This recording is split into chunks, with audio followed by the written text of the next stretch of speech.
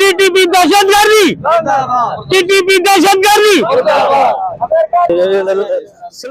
Rally कढी है अफवाज पाकिस्तान के हक में मुल्क के हक में असा अवाम जेका भी है असा अफवाज पाकिस्तान से शाना बशाना आयूं गडबिट आयूं मैसेज दूं था मोदी कुत्ते के जो नीमक हराम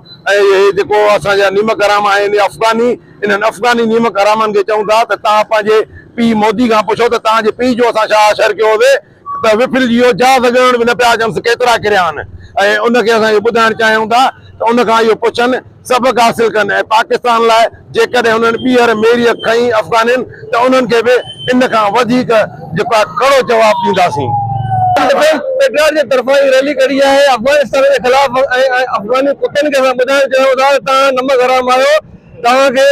पाकिस्तान पालियो हेतिरो टाइम तव्हां अॼु पाकिस्तान खां नज़रूं बिया ॾिसो था तव्हां ते बेशुमार लानत हज़ार बार लानत पाकिस्तान जिंदाबाद। अॼु असां पाकिस्तान डिफेंस पेट्रोल जी तरफ़ां ही रैली कढी रहिया आहियूं। रैली जो असांजो मक़सद अफगानी तालिबाननि खे ॿुधाइणु आहे त तव्हां उहे नमक हराम आहियो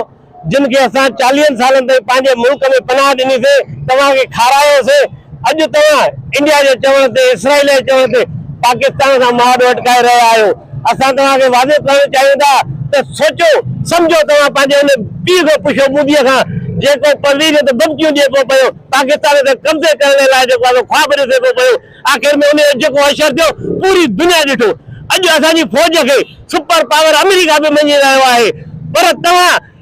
तालिबान वारा तव्हां डॉलरनि ते खपण वारा डॉलरनि जी पैदावार आहियो तव्हां डॉलर ते पंहिंजे पीउ खे बि खपाईंदो तव्हां जेके पठियूं पैदा कया आहिनि टीटीपी वारा पाकिस्तान जे अंदर जी हमला कनि था उन्हनि खे असां सख़्त में सख़्त सज़ा ॾियाराईंदासीं। पाकिस्तान फौज जेकॾहिं तव्हां